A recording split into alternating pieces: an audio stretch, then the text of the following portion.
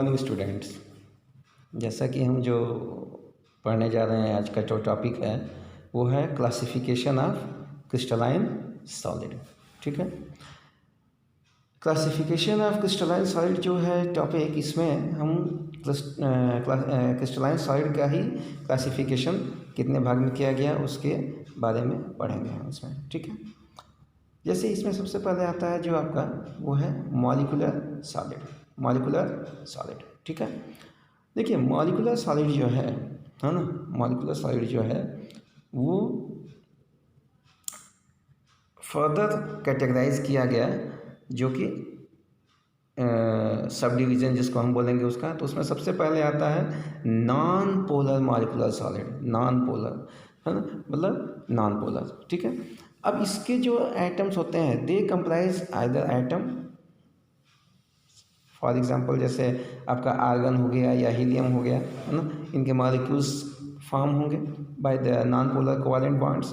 Non polar covalent bonds की मदद से इनके मॉलिक्यूल्स बनते हैं नॉन पोलर मॉलिक्यूलर साइड के। ठीक है ना, एग्जांपल के तौर पर जैसे मान लीजिए कि आपका हाइड्रोजन के मॉलिक्यूल हो गया, क्लोरीन का मॉलिक्यूल हो गया, या आयोडीन का मॉलिक्यूल हो गया, है ना, ये इनके जो मॉलिक्यूल्स है, तो ये जो टाइप के जो सॉलिड्स बनेंगे, इनमें क्या होगा कि द एटम्स और मॉलिक्यूल, ये इनके बीच का जो फोर्स होगा, मतलब इनके सॉलिड्स जो होंगे उनके बीच का जो फोर्स जो बनेगा वो वीक डिस्पर्सन फोर्स या लंडन फोर्स के द्वारा जुड़ा रहता है एक दूसरे से, ये जो मॉलिक्यूल्स होते हैं सॉलिड फॉर्म में। ठीक है, जो कि आप क्लास 11 में पढ़े हुए हैं। ठीक है, अब जैसे ये जो सॉलिड्स होते हैं वो सॉफ्ट होते हैं और इलेक्ट्रिसिटी कंडक्ट नहीं करते हैं। इनका जो मेल्टिंग पॉइंट्स होता है वो बहुत ही लो होता है। ठीक है ना, और ये यूजुअली लिक्विड या गैसियस स्टेट में रूम टेम्परेचर ऊपर रहते हैं और प्रेशर, रूम टेम्परेचर और प्रेशर पे पाए जाते हैं लिक्विड या गैसियस फॉर्म में। ठीक है ना, अब देखिए दूसरी चीज़ कि पोलर मॉलिक्यूल सॉलिड से होता है। दूसरा तो पोलर मॉलिक्यूलर सॉलिड में होता है क्या कि जैसे सब्सटेंस, जैसे मान लो कि HCl है या SO2 है ना, हाइड्रोजन क्लोराइड या सल्फर डाइऑक्साइड, ये पोलर कोवैलेंट बॉन्ड से बनते हैं। इनके बीच में जो बॉन्डिंग होती है वो पोलर कोवैलेंट बॉन्डिंग होती है। और इस तरह के मॉलिक्यूल्स जो होते हैं वो, ये जो सॉलिड मॉलिक्यूल्स होते हैं वो एक दूसरे से जो टाइटली जो जुड़े रहते हैं वो डाइपोल इंटरेक्शन की वजह से जुड़े रहते हैं। ठीक है, डाइपोल इंटरेक्शन की वजह से जुड़े होते हैं। और ये जो सॉलिड होते हैं वो भी इलेक्ट्रिसिटी कंडक्ट नहीं करते हैं। इनका melting points non polar molecular solid से ज़्यादा होता है। ठीक है ना, मेल्टिंग पॉइंट्स इनका नॉन पोलर मॉलिक्यूलर से ज़्यादा होता है। ठीक है ना, यूजुअली जैसे इनमें जैसे मोस्ट ऑफ दीज आर जैसे गैसेस या लिक्विड फॉर्म में पाए जाते हैं रूम टेम्परेचर के नीचे, ये रूम टेम्परेचर और प्रेशर के नीचे। और जैसे सॉलिड स्टेट में जैसे मान लीजिए कि SO2 है या सॉलिड अमोनिया है ना, सॉलिड सल्फर डाइऑक्साइड और सॉलिड अमोनिया जो होते हैं ये कुछ इसके इस पोलर मॉलिक्यूलर सॉलिड के कुछ एग्जाम्पल हैं। ठीक है, इसके बाद आपका आता है hydrogen bonded molecular solid. Hydrogen bonded molecular solid, hydrogen bonded molecular solid क्या हो गया, जैसे आपका ये जो मॉलिक्यूल्स होते हैं, ये जो सॉलिड मॉलिक्यूल्स होते हैं हाइड्रोजन बॉन्डेड मॉलिक्यूलर सॉलिड, ये पोलर कोवैलेंट बॉन्ड्स होता है इनके बीच में। ठीक है ना, जैसे हाइड्रोजन और फ्लोरीन, है ना, या हाइड्रोजन के साथ फ्लोरीन हो गया, या हाइड्रोजन के साथ ऑक्सीजन हो गया, या हाइड्रोजन के साथ नाइट्रोजन हो गया। तो इनके बीच में एक स्ट्रांग हाइड्रोजन बॉन्डिंग के द्वारा ये बाइंड्स होते हैं एक दूसरे के साथ। और इस तरह के जो मॉलिक्यूल, इस तरह के जो सॉलिड होते हैं, जैसे कि इसमें जैसे आइस हो गया, जैसे वाटर का सॉलिड फॉर्म, है ना, ये जो होते हैं वो इलेक्ट्रिसिटी कंडक्ट नहीं करते हैं, सॉलिड फॉर्म में होते हैं। तो जनरली ये जो होते हैं वो वोलेटाइल लिक्विड्स होते हैं और सॉफ्ट सॉलिड होते हैं रूम टेम्परेचर के नीचे, रूम टेम्परेचर या प्रेशर के नीचे। ठीक है ना, तो ये इस तरह से होते हैं। उसके बाद आपका जो दूसरा फॉर्म आता है, ये तो अभी आपने जो क्या पढ़ा, अभी आपने पढ़ा ये मॉलिक्यूलर सॉलिड के बारे में।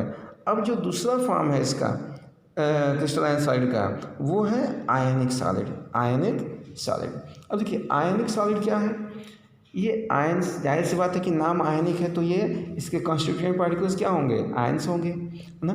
तो इस तरह के जो सॉलिड होते हैं वो 3 डायमेंशनल अरेंजमेंट होता है इनमें, और इसमें कैटायन और एनायन दोनों होते हैं।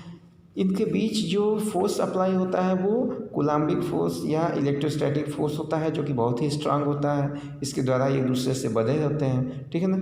अब ये जो साइड होते हैं वो बहुत ही हार्ड होते हैं नेचर में और ब्रिटल होते हैं, यानी कि अगर हम किसी से इन सबस्टांस पर अगर हम हैमरिंग करें तो ये टूट जाएंगे।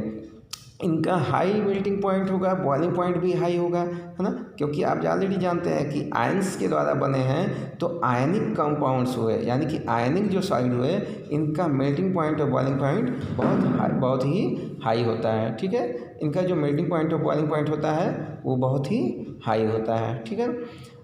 इलेक्ट्रिकली ये इंसुलेटर होते हैं जब ये सॉलिड स्टेट में होते हैं, ठीक है ना। आयनिक सॉलिड, जब आपका कोई भी आयनिक कंपाउंड जैसे आयनिक सॉलिड फॉर्म में है तो वो इलेक्ट्रिकली इंसुलेटर का काम करते हैं, मतलब कि उसमें इलेक्ट्रिक कंडक्ट नहीं होती है। लेकिन जैसे ही आयनिक सॉलिड मोल्टेन स्टेट में हो या वाटर में डिज़ोल्व हो तो आयंस क्या हो गए, फ्री हो गए। तो जब आयंस फ्री हो गए तो आसानी से ये इलेक्ट्रिसिटी कंडक्ट कर जाते हैं, ठीक है ना। इसके बाद आपका आता है मेटालिक सॉलिड। मेटालिक सॉलिड क्या होता है, ये मेटल्स का अरेंजमेंट होगा, जितने भी मेटल्स होंगे, है ना, मेटालिक सॉलिड्स, है ना। जैसे आपका जो है कॉपर, सिल्वर, आयरन, ये सब जो है, ठीक है ना, मेटल्स पॉजिटिव आयंस से सराउंडेड होते हैं और एक दूसरे से ये फ्री इलेक्ट्रॉन्स जो होते हैं इनके, ये एक दूसरे से जुड़े रहते हैं। अब ये जो इलेक्ट्रॉन्स होते हैं वो पूरे मेटल में ये सराउंडेडली क्या, अरे ये हमेशा स्प्रेड आउट होते रहते हैं, घूमते रहते हैं through out the crystal. Metallic side के जो फ्री इलेक्ट्रॉन्स हैं, अब फ्री इलेक्ट्रॉन्स हैं तो वो इलेक्ट्रिसिटी कंडक्ट करेंगे, हाईली इलेक्ट्रिसिटी कंडक्ट करेंगे, थर्मल कंडक्ट करेंगे, ठीक है ना। तो जैसे ही किसी भी इलेक्ट्रिक फील्ड में आते हैं तो वो अपने आप को इलेक्ट्रिकली उसमें इलेक्ट्रॉन का फ्लो ऑलरेडी हो रहा है तो वो इलेक्ट्रिसिटी आराम से उसमें मूव करने लगती है। या हीट के संपर्क में अगर ये आते हैं मेटल्स तो वो हीट हो जाता है, यानी कि हीट उसमें सर्कुलेट हो जाती है, ठीक है ना।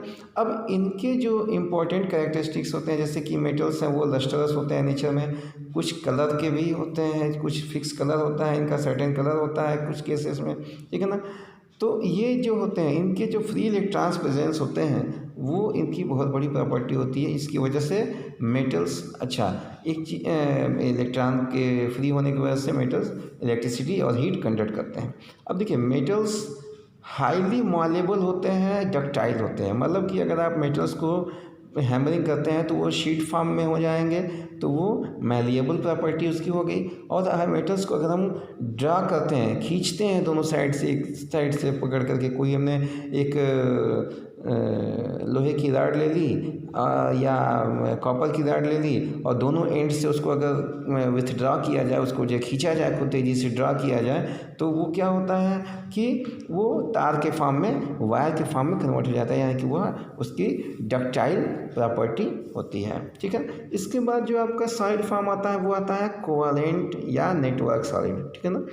कोवैलेंट सॉलिड का मतलब हो गया कि ये कोवैलेंट बॉन्ड से फॉर्म होंगे और एक दूसरे से ये जुड़ करके एक बड़ा मॉलिक्यूल बनाते हैं। इनके जो एटम्स होते हैं वो मिल करके बड़े मॉलिक्यूल्स फॉर्म करते हैं। इनके जो एटम्स होते हैं वो कोवैलेंटली बॉन्डेड हो करके एक दूसरे से बड़ा मॉलिक्यूल बनाते हैं, ठीक है ना। और इनके बीच में फोर्स ऑफ अट्रैक्शन बहुत ही ज़्यादा होता है, डायरेक्शनल ये स्ट्रांग होते हैं और डायरेक्शनल नेचर के होते हैं जो कोवैलेंट बॉन्डेड होते हैं। इनके बीच में हाईली स्ट्रांग फोर्स होता है जो कोवैलेंट बॉन्ड के द्वारा होता है, ठीक है ना। Such solid are hard and brittle. अब ये भी क्या होते हैं कि हार्ड होते हैं नेचर में और ब्रिटल होते हैं, यानी कि आसानी से टूट जाएंगे, अगर हम हैमरिंग करते हैं तो ये टूट जाएंगे, ठीक है ना। इनका भी मेल्टिंग पॉइंट बहुत ही हाई होता है और मेल्टिंग से पहले यह डिकम्पोज होते हैं, है ना, डिकम्पोज होते हैं, ठीक है।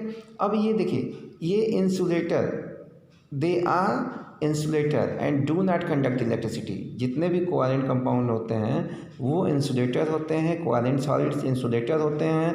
जैसे आपका डायमंड हो गया या सिलिकॉन कार्बाइड हो गया, ये कुछ एग्जांपल हैं जो कि इलेक्ट्रिसिटी कंडक्ट नहीं करते हैं। लेकिन इसमें एक एक्सेप्शन भी है जो कोवैलेंटली कंपाउंड है लेकिन कोवैलेंटली सॉलिड है लेकिन वह इलेक्ट्रिसिटी कंडक्ट करता है, जैसे आपका ग्रेफाइट है, ग्रेफाइट एक एक्सेप्शनल, ये इसकी एक्सेप्शन है क्योंकि इसके पास फ्री इलेक्ट्रॉन्स हो जाते हैं कार्बन के वजह से, तो इस वजह से यह इलेक्ट्रॉन अपना जो है इलेक्ट्रिसिटी कंडक्ट कर लेते हैं। ठीक है ना। यहाँ पे आप डायमंड और ग्रेफाइट का स्ट्रक्चर देख रहे हैं। ठीक है ना। डायमंड का स्ट्रक्चर जो टेट्राहेड्रल स्ट्रक्चर डायमंड का, और ये जो हेक्सागोनल स्ट्रक्चर जो है आपका वो है ग्रेफाइट का। ये लेयर बाय लेयर होती है, इनके बीच में वंडरवाल फोर्स होता है, वीक वंडरवाल फोर्स, और यहाँ पे आपका जो है फोर्स ऑफ अट्रैक्शन कोवेलेंटली ये अरेंज होते हैं जो डायमंड होते हैं। ठीक है ना।